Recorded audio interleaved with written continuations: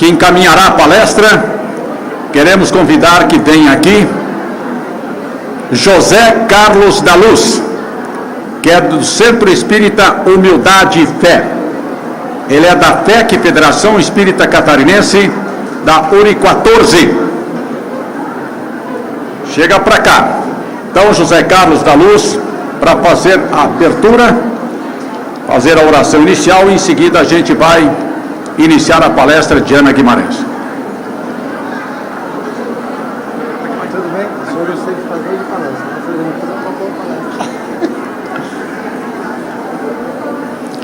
Boa tarde, gente. Está muito fraco ainda, vocês não tomaram café? Boa tarde. Isso, legal, gostei. Eu vou ler uma pequena poesia aqui de fazer a abertura. E essa poesia é um franciscano, poeta, Frei Antônio das Chagas. A poesia é Conta e Tempo. Deus pede 30 contas do meu tempo, e eu do meu tempo vou dar-lhe conta. Mas como dar, sem tempo, tanta conta, eu que gastei sem conta tanto tempo? Para dar minha conta feita a tempo, o tempo me foi dado e não fiz conta. Não quis, sobrando conta, fazer conta, hoje quero acertar conta e não há tempo. Ó vós, que tendes tempo sem conta, não gasteis vosso tempo em passatempo. Cuidai, enquanto é tempo, em vossa conta. Pois que aquele que sem conta gasta um tempo, quando chegar o tempo de prestar conta, chorarão como eu, o não ter tempo. Então, notemos que o nosso querido Frei, em 1635, já pensava no tempo que a gente perde. Então, a nossa mensagem é: não vamos perder a oportunidade de estarmos recebendo a luz e levarmos a luz depois de sair daqui, seja para o nosso lar, seja para algum lugar, mas não deixemos para amanhã. Então, vamos elevar nossos pensamentos a Deus, a Jesus. Querido Senhor, bondoso e amigo, nós rogamos que as vossas bênçãos nos inspirem, nos auxiliem, nos fortaleçam, para que tenhamos coragem de vencermos os monstros interiores que agasalhamos por erros clamorosos no passado. Que sejamos justos, Senhor, que sejamos honestos e que partilhemos da Tua luz em nosso coração para que outros se sintam em paz. Que assim seja.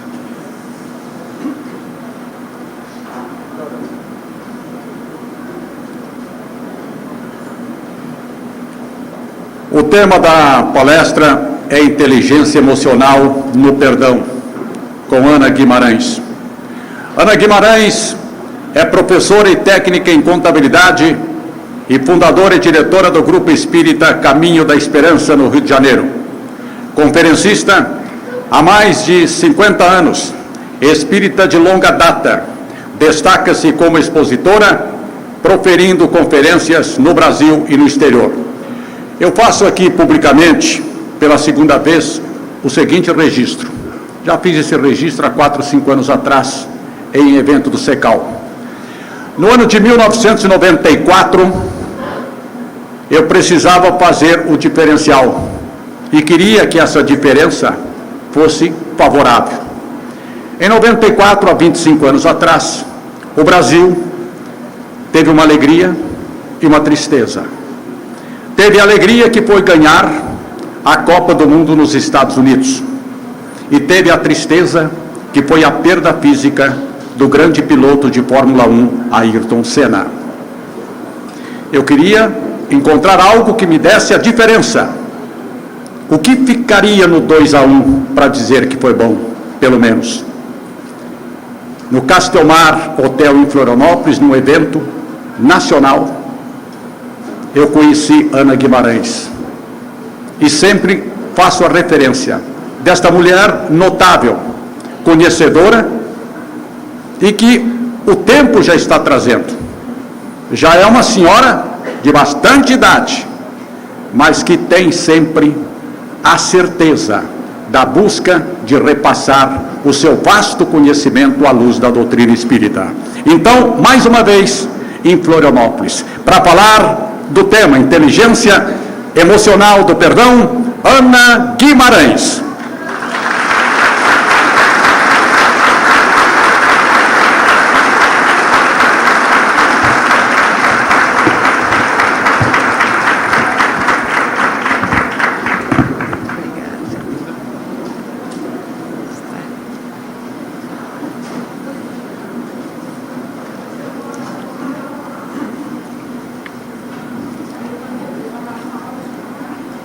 Meus caríssimos irmãos, que nos abençoe o Senhor Jesus, que Ele nos conceda tranquilidade, harmonia, paz.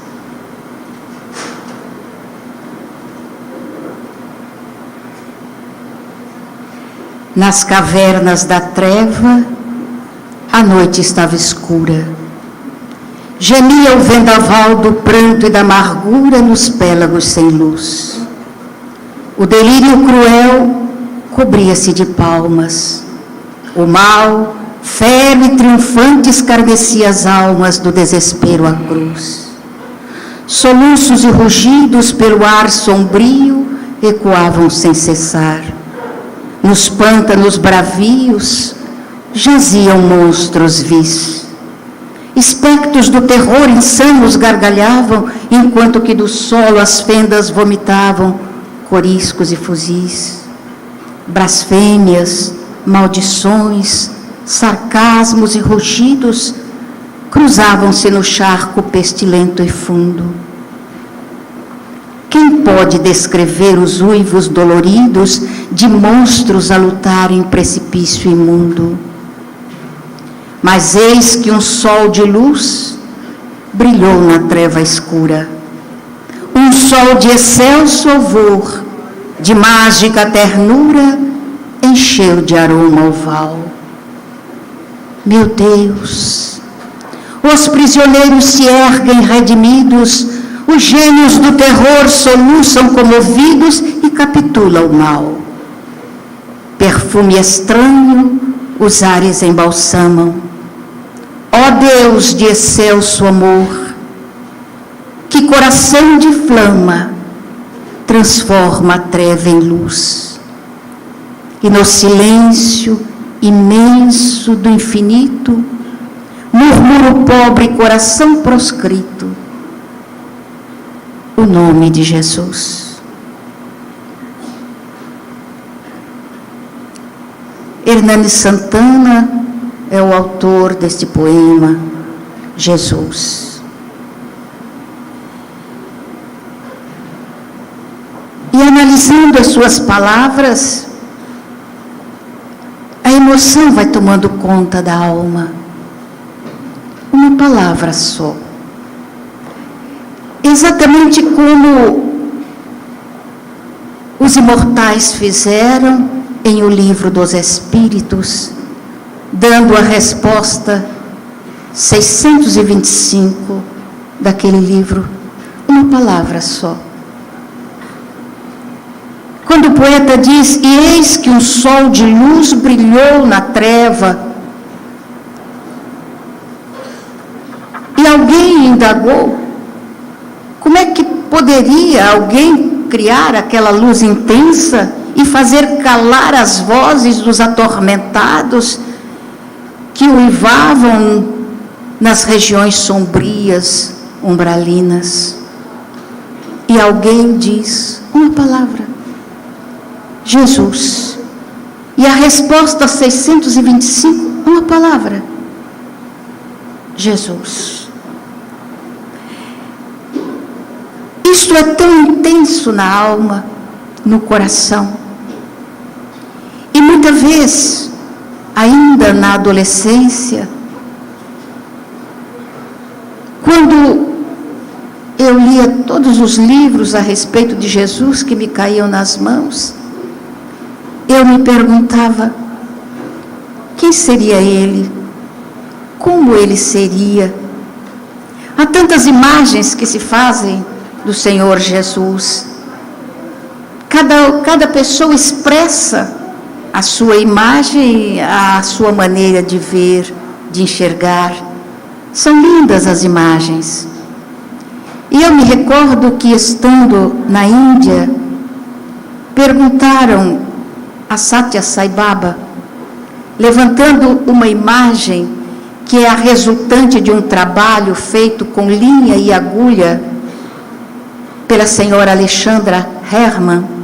Perguntaram a ele se aquela figura loura, de olhos azuis, resplandecente, se seria a imagem de Jesus. Satya Sai Baba sorriu e disse: não. Naquela época, estava começando as fotografias coloridas, então as pessoas tinham as suas câmeras com as fitas coloridas para as imagens, e um rapaz estava do lado, ele estava protegendo a sua câmera, porque ele queria tirar fotografias coloridas de Swami.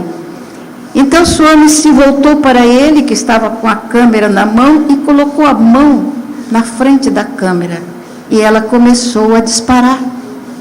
Na época eram, acho que 23 imagens que saíam em um filme, acredito que era. E a máquina disparou, e ele disse assim: essa é a imagem de Jesus. A curiosidade foi geral, o rapaz foi para revelar aquele filme, e todos nós estávamos assim na ponta do pé, cada um queria ser o primeiro a ver a imagem. Era uma imagem serena, um tipo bem típico da região,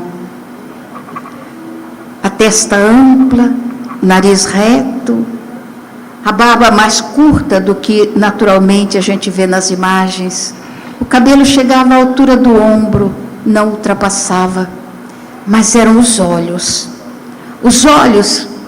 que chamavam a atenção, 2 olhos negros, brilhantes, e o que era mais importante no acontecimento, todas as fotos eram em preto e branco.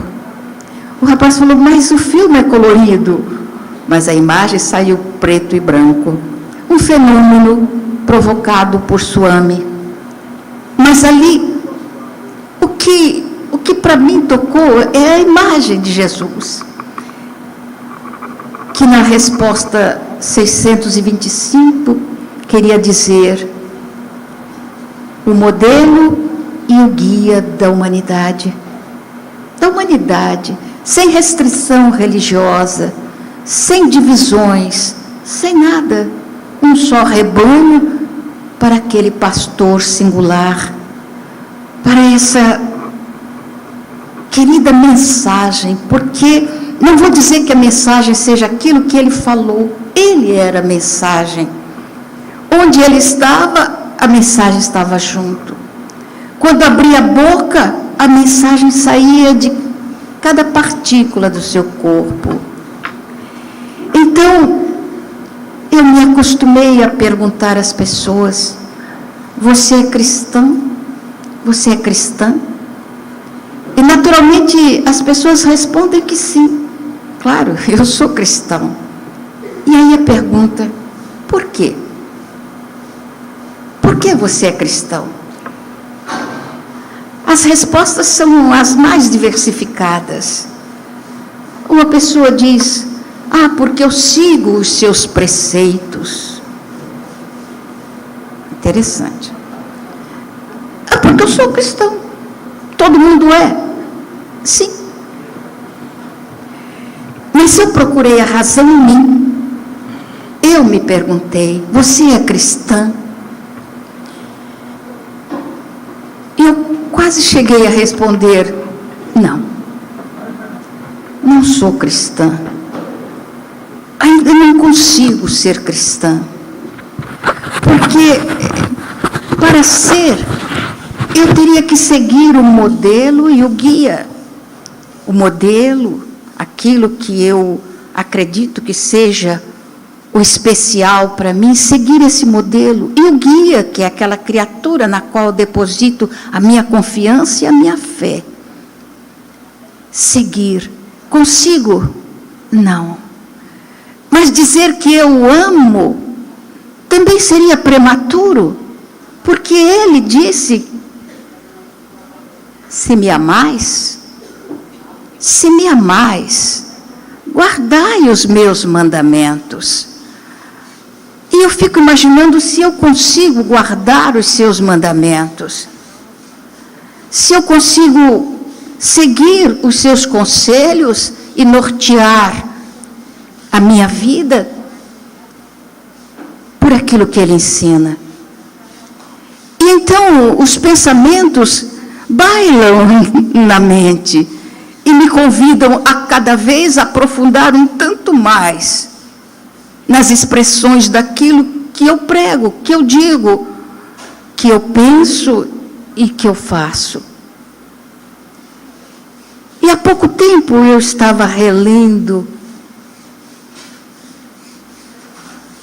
o discurso do Senhor, quando ele diz: o reino dos céus é semelhante. E eu guardei bem isso.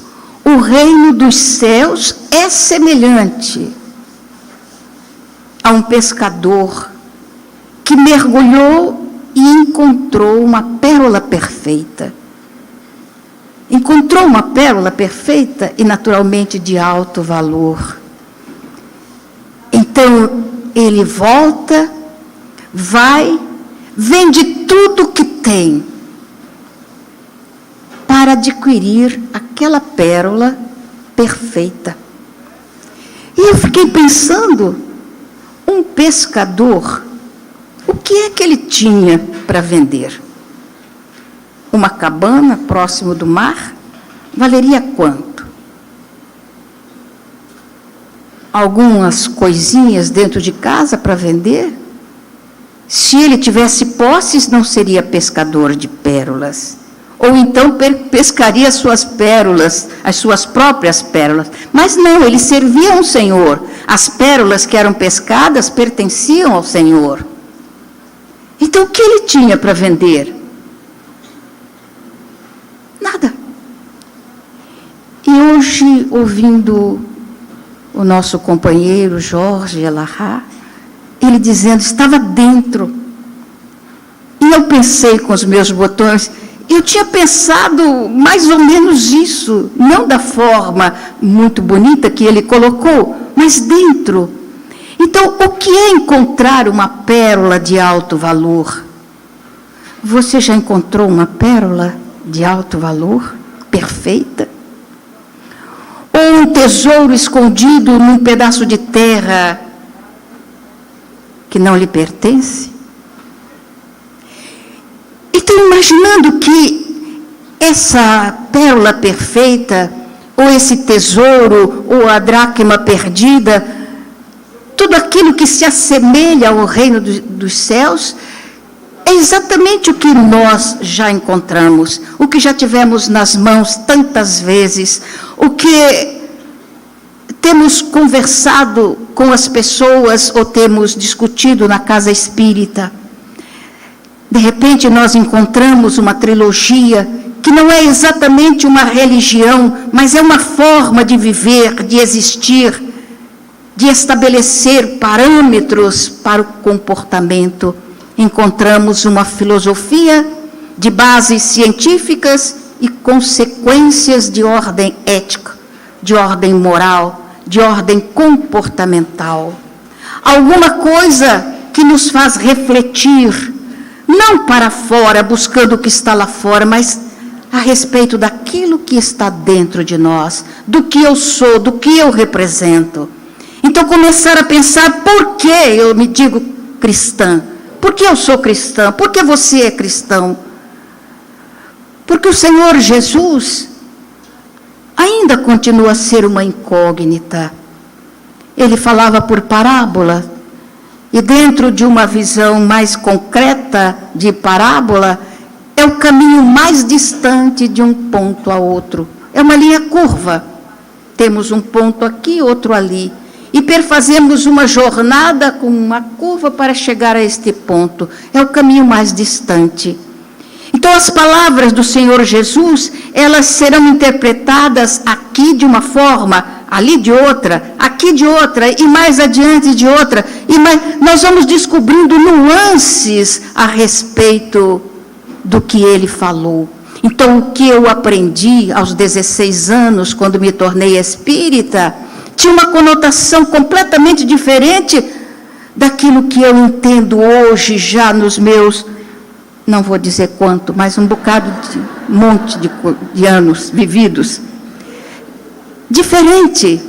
Então, eu penso, o que foi que aconteceu comigo nessa jornada que começamos, que iniciamos aos 16 anos como espíritas, apaixonada pelo espiritismo, e principalmente apaixonados pela palavra eloquente, vibrante de Divaldo Pereira Franco, de Jacó Rosman Neto, de Newton Boechat, de Teresinha de Oliveira, encantada com aquelas criaturas que falavam de um reino, de um mundo, de alguma coisa que eu estava começando a conhecer. E quando me quedei aos 18 anos, quando eu completei 18 anos, aos pés de Francisco Cândido Xavier, e ele colocou a mão na minha cabeça e me disse algumas palavras que estão guardadas aqui. Eu comecei a pensar no tesouro que eu estava descobrindo, na coisa perfeita que eu tinha que guardar com o maior carinho dentro de mim. Mas como guardaria? Tão jovem, ainda cheia dos sonhos, das fantasias do mundo, mas eu tinha um tesouro que eu precisava guardar. Hoje já não penso assim. Não penso que eu tinha um tesouro que estava guardado. Hoje é diferente. Hoje eu pesquei uma pérola perfeita e eu preciso adquiri-la, eu preciso guardá-la dentro de mim. Mas não há espaço. E o que eu tenho para vender é tão precioso. O que eu tenho para vender, eu tenho tanta gana de guardar que eu defendo com unhas e dentes. Eu poderia vender uma casa, um carro, joias, poderia vender, mas o que eu guardo dentro de mim é muito complicado para retirar. Então, nós estávamos conversando sobre isso na nossa casa espírita, de vender esse tesouro, e alguém perguntou, mas, dona Ana, que tesouro é esse que a senhora não vende? Eu falei, olha, não é que eu não queira vender, é que ninguém quer comprar, porque cada um tem o seu, e não abre mão dele. É o orgulho, é o egoísmo, a vaidade, a inveja, a mentira, a intolerância, a impaciência, são tesouros que nós guardamos avaramente e não temos a ousadia de nos desligarmos dele. O meu orgulho, o egoísmo, como é complicado me desligar desses tesouros. Aí o Senhor Jesus fala, o pescador que encontrou a pérola perfeita. E ele desejou aquela pérola. O homem que havia arrendado um terreno, encontrou um tesouro e desejou aquele tesouro, então se desligou de tudo que tinha. E o Jorge hoje diz que o tesouro está dentro. Se é verdade. Mas para guardar o tesouro, a necessidade de abrir as comportas da alma, como diz Joana de Ângeles, para nós adquirirmos as belezas da vida, para podermos recolher e guardar. Para que eu guarde dentro de mim a paciência, a tolerância, a afabilidade, a doçura, é necessário que eu abra espaço.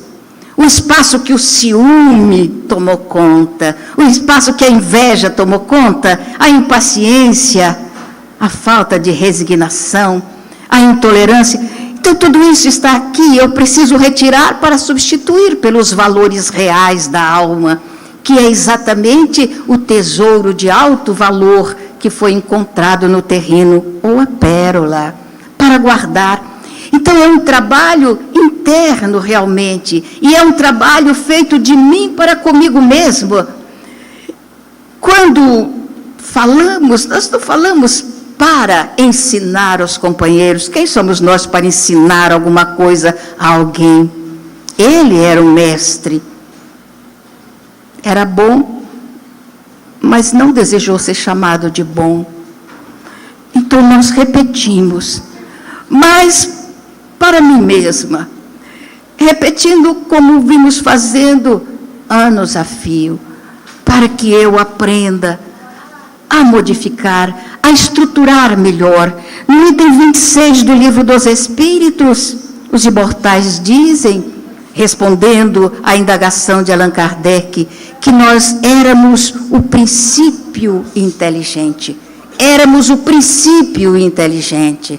No item 76, eles respondem que nós já somos os seres inteligentes da criação. Então não podemos mais aceitar as coisas simplesmente porque alguém falou. Precisamos pensar, utilizar a capacidade do raciocínio, a capacidade inteligente de que somos possuidores e aplicar tudo isso para a indagação pessoal. Quem é você? Estávamos lendo Manuel Filomeno de Miranda, Transição Planetária, e à medida que íamos lendo o livro, eu me encanto com Filomeno de Miranda. Mais ou menos no 3º capítulo, ainda no começo do livro, eu li alguma coisa e parei de ler. Fechei o livro, botei de lado. Que bom que eu tenho um computador aqui. Eu não sei lidar com o computador que foi inventado pelo homem, mas este aqui, que foi inventado por Deus, esse eu entendo. E comecei a utilizar o computador para pensar, por que Filomeno de Miranda disse isso? Meu Deus, se ele disse, ele deve ter razão. A visão dele é muito mais ampla do que a nossa. Nossa, que é cerceada pelos sentidos, o dele é ampla, a visão periférica das coisas, principalmente daquilo que ele analisa. E eu comecei a pensar, por que ele disse aquilo? E indaguei a respeito do verbo que ele utilizou. Procurar. Eu falei, o que é que a gente procura? Nós procuramos aquilo que está difícil de encontrar. Porque se estiver em cima da mesa, se estiver próximo, então não preciso procurar, está ali, ao alcance da mão. Mas se eu vou procurar, é porque eu coloquei em algum lugar e eu não sei onde. E começo a procurar. E às vezes, quando é uma coisa muito pequena, a gente pega uma lupa para ajudar nessa procura. Por que ele usou esse verbo? Ele estava falando dos espíritos que estavam sendo preparados para reencarnar. Espíritos que viriam com tarefas específicas para colaborar com a revolução moral da humanidade. E então, esses espíritos seriam trazidos até nós, para que eles tivessem esse contato conosco. E aí que ele disse a palavra complicada, ele disse, estamos procurando centros espíritas sérios. Foi essa a palavra, sérios. Casas espíritas sérias. Meu Deus, mas é preciso procurar? Será que os benfeitores não conseguem encontrar rapidinho uma casa séria? Precisa procurar? Há uns 20 anos atrás, Divaldo perguntou ao senhor Guimarães, quantas casas haveriam no Rio de Janeiro?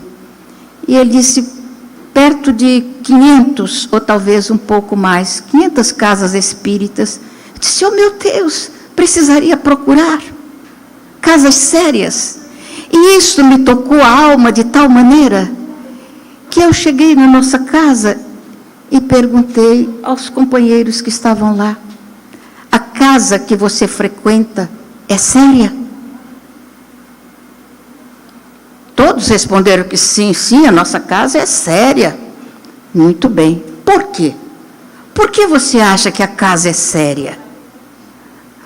A resposta me chocou. Que as respostas que eu recebi, sim, porque os dirigentes são sérios. Porque todos nós trabalhamos no bem. Sim, porque isso, porque aquilo outro. A única resposta que na minha visão seria a correta, eu não ouvi. Então, eu disse a eles, eu estou perguntando isso para vocês, mas antes de perguntar para vocês, eu perguntei para o meu espelho. Eu olhei o meu espelho e vi uma imagem ali. Então, eu perguntei a essa imagem, você é séria? Então, para você descobrir se a sua casa é séria, não é partindo do dirigente, de fulano, de beltrano, do ciclano, é partindo de si mesma. Eu sou uma pessoa séria? Se eu sou uma pessoa séria, o local que eu frequento é sério também, porque se não fosse, eu não iria me entrosar com um grupo que não fosse sério. Então a pergunta é pessoal. Não é apontando fulano ou beltrano que eu vou saber da seriedade do comprometimento da criatura com a doutrina espírita. Absolutamente. É o meu comprometimento. Para saber se é séria a nossa doutrina, eu não vou perguntar o comportamento de outras pessoas, vou perguntar do meu comportamento. Se eu ajo dentro dos princípios que a doutrina nos ensina, ou se eu me esforço, porque é isso que Allan Kardec diz, reconhece-se o verdadeiro espírita por sua transformação moral e pelo esforço, o esforço titânico para domar, subjugar as suas más inclinações. Se é isso que você faz, se é isso que eu faço, nós somos sérios e frequentamos uma casa que esteja consentânea, em equilíbrio com a seriedade com que eu enfrento a minha vida e os meus problemas. Então eu fiquei pensando, Manuel Filomeno de Miranda, indagando, afirmando que eles estavam à procura de uma casa séria. Isto é muito sério, e eu acredito que muitos espíritas devem ter lido Transição Planetária. Nós que ficamos na expectativa de que venham os espíritos para estabelecer as transformações no planeta e nos esquecemos da autoeducação, do autoaprimoramento, de estarmos cuidando daquilo que nós somos, porque nós somos os pilares dessa transição, os pilares de um mundo novo, um mundo feito de harmonia, um mundo feito de paz. Satya Sai Baba estabelece um tipo de educação diferenciado, educação em valores humanos. E parte de alguns princípios que ele coloca como sendo fundamentais para que se estabeleça uma educação em valores. E ele fala do amor, da paz, da justiça, da não violência. Tem mais uma que me fugiu agora. E ele, então, começa a estabelecer os princípios da educação em valores humanos, estribado nesses conceitos. E analisando esses conceitos, e a gente indagando dos companheiros, a qual princípio eu iria me ater para dar início à educação em valores humanos? Normalmente, a resposta é amor. A gente tem que começar pelo amor. Mas como eu começar por alguma coisa que eu não sei o que é? Nós falamos de amor, amor cantado em prosa e verso. Mas o que é amor? Em realidade, nós não sabemos o que é. E por não saber, a gente fragmenta a coisa, que é para ver se de pedacinho em pedacinho a gente vai entendendo. Amor materno, amor fraterno, amor filial, amor isso, amor disso, amor daça. E vamos fragmentando a vontade, porque nós, em princípio, não sabemos o que é. Então, diz, como é que a gente vai começar a educação por alguma coisa que não conhecemos? Pelo ápice das coisas. Não dá. Então, algo diferenciado. A não violência, segundo aspecto, não violência. Temos que lutar contra a violência. Se eu vou lutar contra a violência, se eu vou de encontro à violência, eu estou fazendo uma violência também.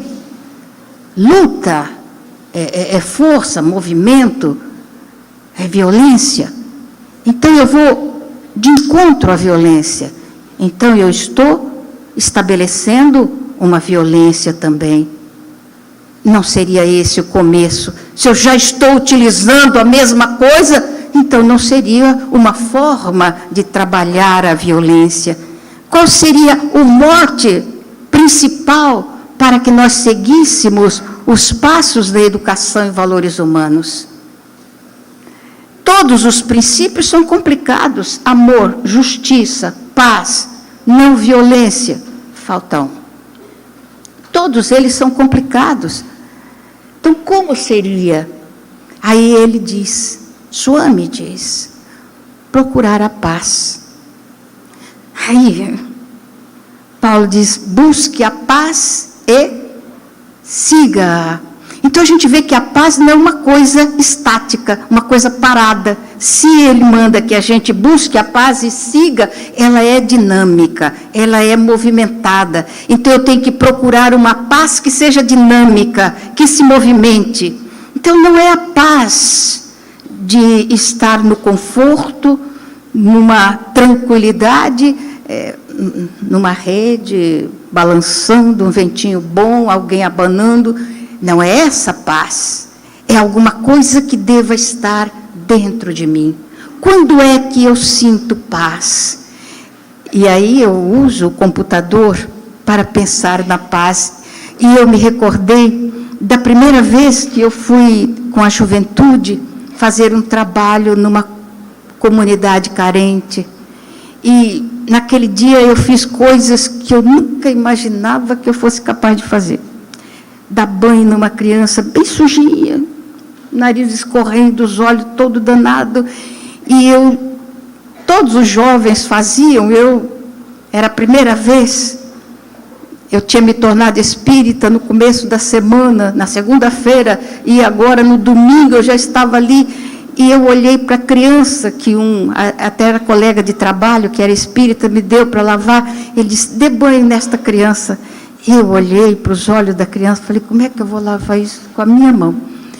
E foi uma complicação danada, mas eu consegui. Dei banho em algumas crianças, depois da comida, e está ali, ajuda. Era um trabalho que eles faziam, fazer limpeza naquelas casas bem complicadas. E eu trabalhei o dia inteiro, mas pensando que na segunda-feira eu iria trabalhar novamente, e eu estava muito cansada. Quando terminou a tarefa, que a gente voltou para a casa espírita, fizemos a prece, e eu fui para casa, eu estava quebrada, mas eu estava em paz. Eu estava feliz. E eu pensei, a paz é isso. É essa alegria interior. Eu gastei um domingo inteirinho fazendo alguma coisa que eu nunca tinha feito antes. Realizando alguma coisa que eu nem imaginava que eu fosse capaz de fazer. Lavar coisas muito mal cheirosas, e eu tinha feito. E eu olhava para as minhas mãos e pensava, eu fui capaz, eu consegui vencer o enjoo dentro de mim e fazer aquilo. Tomei um banho, e deitei na cama. E comecei a cantar, sozinha ali, cantar. Mamãe olhou e falou assim: viu o passarinho verde, é? Eu disse: mais do que isso. O que eu vi hoje não é brincadeira. Mas não contei para minha mãe, não. E foi muito bom. Então, irmãos, a primeira coisa que devemos buscar é a paz. Aí o Nando Cordel diz: a paz do mundo começa onde? Em mim. A paz do mundo começa em mim. Então, quando eu desenvolvo a paz dentro de mim, aí essa paz, ela é dinâmica. E à medida que eu vou perseguindo essa paz que está dentro de mim, para que ela não saia, vai contagiando outras pessoas também. E a paz se estabelece. Era o que acontecia quando o Senhor Jesus aparecia e as pessoas se tranquilizavam. É o que ocorre quando Divaldo Franco abre a boca. 4, 5 mil pessoas e o maior silêncio para não perder uma das suas palavras. Era o que acontecia quando Chico nos convidava para orar. Vamos orar. E ele falava baixinho, então tinha que alongar os ouvidos e a antena da alma para poder captar a paz do mundo que começa em mim. E quando a gente saía de Uberaba e fazia uma longa viagem de ônibus, a gente estava com a paz aqui dentro. Trazia um pouquinho dele dentro do coração.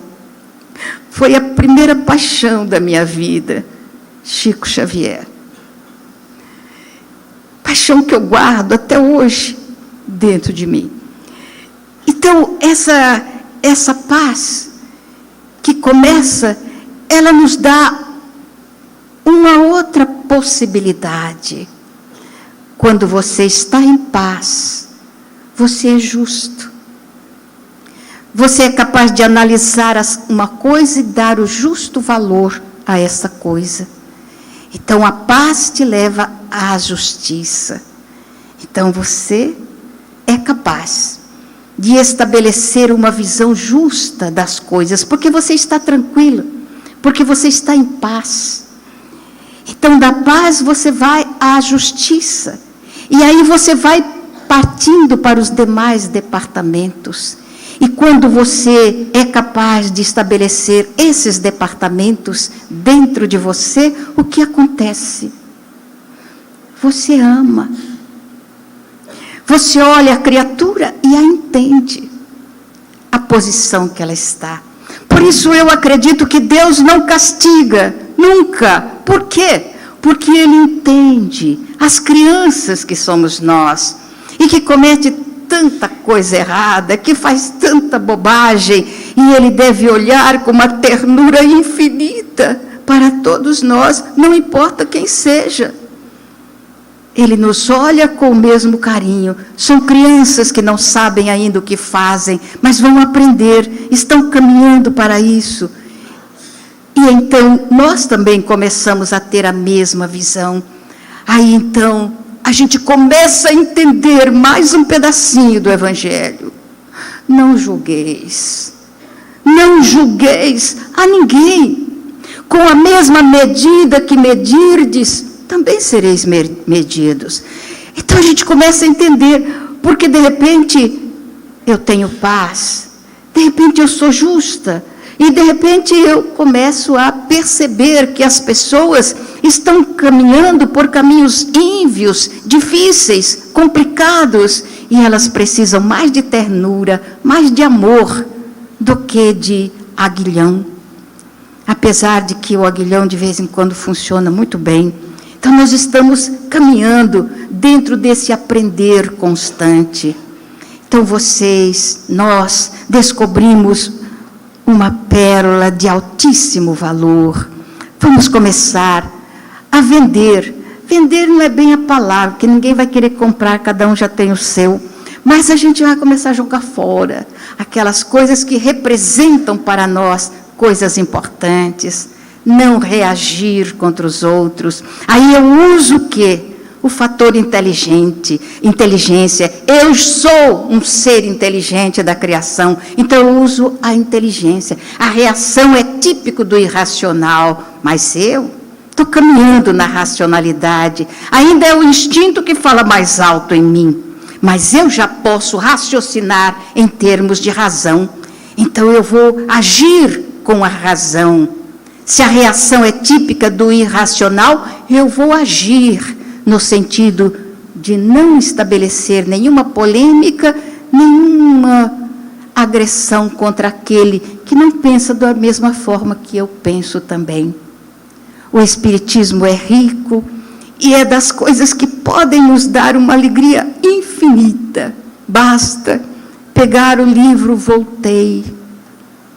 Frederico Figner, trabalhador, dedicou a sua vida de uma forma tão extraordinária, desencarna, chega no mundo espiritual e é recebido por sua filha. E um dia ele percebe que a sua filha tem um brilho no tórax. Ele olha para ela e há um brilho que sai exatamente dela mesmo. E ele olha para ele, não tinha brilho nenhum. A primeira reação foi uma dessas riquezas que a gente guarda dentro da alma e não quer dar, nem vender, nem deixar para ninguém. A inveja. Por que ela brilhava e ele não? De imediato também, ele agiu no sentido de suplantar esse bem que estava arraigado, botou para fora e se aquietou. E um dia, ele olhou para ela e ela brilhava. E ele olhou para ele e ele brilhava também. Então, a felicidade, a alegria, não pode ser dimensionada em palavras. A felicidade que ele sentiu em perceber que tinha luz própria. Mas todos nós temos a nossa luz própria. Nós somos lucigênitos. E então, somos luminosos. Só não brilhamos porque, de repente, colocamos uma carapaça de orgulho e de egoísmo sobre nós. O Evangelho que diz, os maiores empecilhos à nossa evolução. Então, a doutrina espírita é a chave que abre a carapaça e desnuda a nossa progenitura divina, desnuda a luz que existe dentro de nós, para que a gente brilhe também, não como um pirilampo, ou não como uma lâmpada que se apaga, mas o brilho que vai ser constante, porque quando descobrirmos que somos filhos de Deus e herdeiros de toda a sua fortuna, então nada nos pode segurar.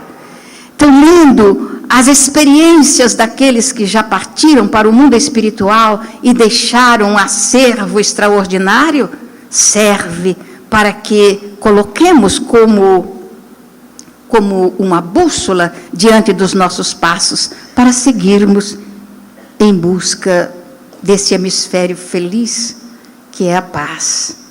E de lá partirmos para encontrar o amor. Aí diz Sai Baba, quando nós conseguirmos a paz, quando estabelecermos a justiça, quando alcançarmos o amor, não precisa lutar contra nada, porque não haverá violência.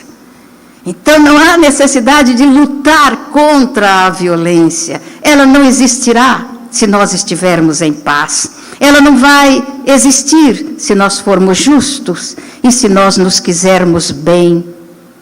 Onde estará a violência? Conseguiremos aplacar. Então, a doutrina é uma luz no nosso caminho. E é preciso que a gente observe a luz no caminho e coloque a luz dentro de nós. E que caminhemos com ela. Religião é paz, é luz, é amizade, é fraternidade. É um irmão ajudando o outro irmão. É alguém nos dando a mão e nos ajudando a levantar. Religião tem que ser alegria. Temos que estar na casa espírita contentes, alegres, felizes, dividindo o pão nosso de cada dia com todos aqueles que chegam, exatamente como Ele fez. O sol de luz que brilhou na sombra, e alguém disse o nome dele. A resposta 625 do Livro dos Espíritos: aquele que parte o pão e oferece. E esse pão, quem se alimenta dele, nunca mais volta a ter fome. Exatamente como ele disse à mulher samaritana: quem beber da água do poço de Jacó vai voltar a ter sede, mas quem beber da água que eu ofereço nunca mais terá sede. Ela não entendeu e pediu só para não voltar ao poço para buscar água. Mas nós vamos entender de uma outra maneira, e é essa maneira que vai fazer com que nos confraternizemos. Quem é o maior no reino dos céus? Perguntaram a ele. Aquele que serve mais. Não sou eu, que eu tenho certeza que não sou eu que sirvo mais, mas pode ser você, ou pode ser você, ou pode ser muitos de vocês.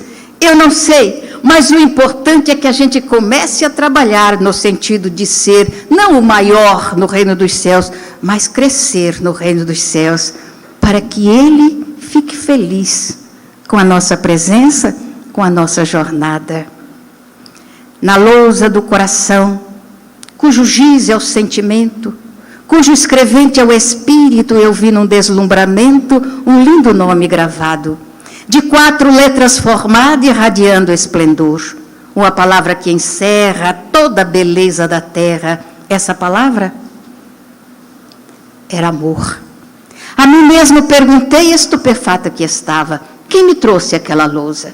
Quem pôs o que ali se achava? Foste tu, uma voz me diz, e tu mesmo tens o giz que essa palavra escreveu. O que aí está escrito e que te parece um mito, é um simples produto teu. Amor? Mas nem mesmo eu sei o que essa palavra encerra, pois sempre em vão procurei achar amor pela terra. Amor? Isso é mentira. A minha mente delira numa visão fantasista. Mas a voz, num tom conciso, diz: filho, já tens juízo, já não és materialista. Despertaste para a vida, crês na alma, crês em Deus. Esse pensamento encerra todos os horizontes teus. A visão do teu passado é que te faz perturbado e criva-te a alma de dor. Perturbando o pensamento com falsos ensinamentos, tu negaste o próprio amor. Porém agora esse amor, herança que Deus nos dá, canta dentro de ti mesmo, qual vibrante sabiá, que no topo das palmeiras, de dia, às horas primeiras, com seu canto anuncia e em terno gorjeio inspira o amor que gera a harmonia. Sim, o amor certo existe desde nosso alvorecer, remontando a priscas eras no início do nosso ser, em estado de latência, no dealbar da existência, Deus confere de antemão a sua herança bendita, que a alma busca contrita nas asas da evolução. Muita paz. Muito obrigada.